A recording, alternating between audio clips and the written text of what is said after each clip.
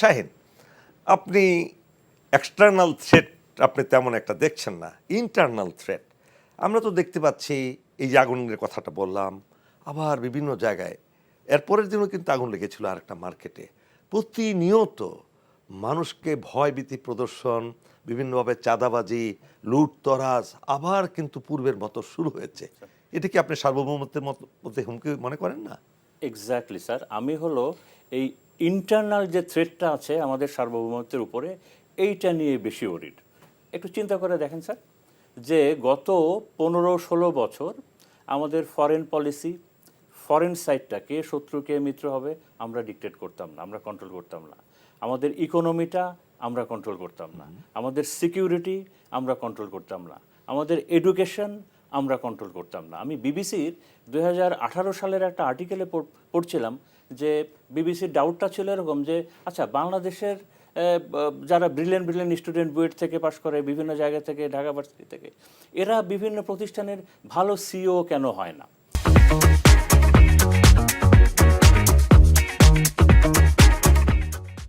ফলটা কি আমাদের ক্যাপাবিলিটির, নাকি ফলটা আমাদের এডুকেশন সিস্টেমের? তো বিবিসির যে অ্যাসেসমেন্ট সেটা বলে বোথ।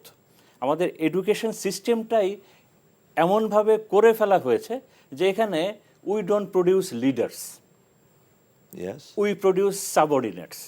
তো দেখেন আমাদের এডুকেশনটা শেষ করে দেওয়া হয়েছে। না, এই যে লিডারশিপ যে তৈরি হচ্ছে না, এটা কি আপনি যদি লোকাল লেভেলে নিয়ে যাই, আমরা দেখা যায় 300 জন এমপির যে 300টা আসন বাংলাদেশে আছে, মনে হয় এটা পৈতৃক সূত্রে কিংবা দাদার সূত্রে প্রাপ্ত একটা জিনিস। এমপি মারা গেলেন, তার ছেলে না থাকলে মেয়ে, মেয়ে না থাকলে স্বামী, স্ত্রী, স্ত্রী না থাকলে আবার স্বামী, আবার নাতি পুতি, এই যে চলে আসছে। মানুষও আবার এটা তো অভ্যস্ত। তাহলে আপনি কিভাবে আপনি এটাকে যাচাই করবেন? চিন্তা করে দেখেন, গত রিজিমে আমি যেটা পেপার পত্রিকায় পড়েছিলাম, 84 জন নাকি শুধু শেখ পরিবারের থেকেই আছে, শুধু এক পরিবারেরই।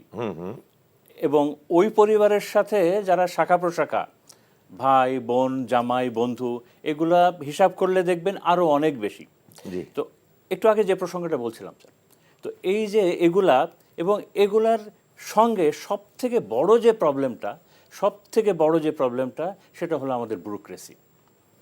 আমাদের ব্যুরোক্রেসিটা, এটা হলো একটা কম্প্রোমাইজড ব্যুরোক্রেসি, আনপ্রফেশনাল ব্যুরোক্রেসি।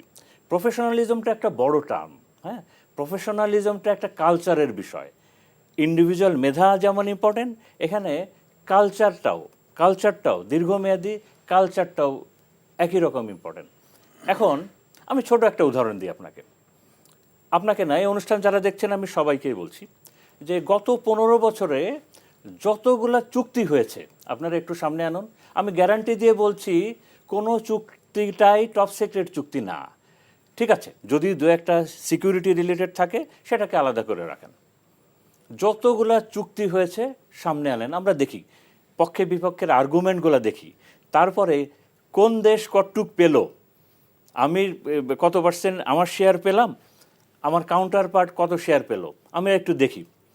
শুধু চুক্তিগুলা না, যতগুলা বাইলেটারাল নেগোসিয়েশন হয়েছে, যতগুলো ডিসকাশন হয়েছে, এগুলো সামনে আসুক, জনগণ সবাই দেখুক যে আচ্ছা ঠিক আছে, আমরা আমাদের ব্যুরোক্রেসির প্রফেশনালিজমটা দেখি। আমরা এইটা দেখি যে তোমরা যে আমার ব্যুরোক্রেসি, আমার দেশের ব্যুরোক্রেট তোমরা, আমি একটু দেখতে চাই যে কাজটা কি আমাদের পক্ষে করেছো নাকি কাজটা অন্যদের পক্ষে করেছো। ডকুমেন্টগুলো তো আছে, এগুলো একটু ইন পাবলিক নিয়ে আসুক। অনেকগুলো বাহানা আসবে যে না, এটা তো এখানে এই সিকিউরিটি জড়িত আছে, ওইটা জড়িত আছে। তার মানে আপনি বলতে চাচ্ছেন বাংলাদেশের আমলাতন্ত্র top to bottom they are corrupted, they are not peace loving people, they are not patriot people. তারা দেশের জনগণের চিন্তা করে না। আমি আপনার কথাকে সেকেন্ড করি। আজকেও একটা বিলাসবহুল এক জায়গায় এক সেক্রেটারির সাথে দেখা, আমি তাকে বললাম যে এই যে বিলাসবহুল সব কিছু মানুষের রক্তের উপর দাঁড়ানো আছে, এগুলো সব রক্তের উপরে।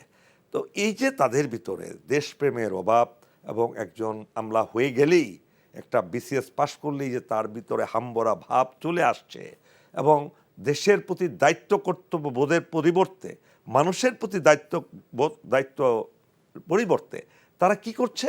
তাদের সুখ সামগ্রী, তাদের বিলাসবহুল জীবন, কিভাবে টাকা সঞ্চয় করবে, কিভাবে তারা বিদেশে টাকা পাচার করবে, বাড়ি বানাবে,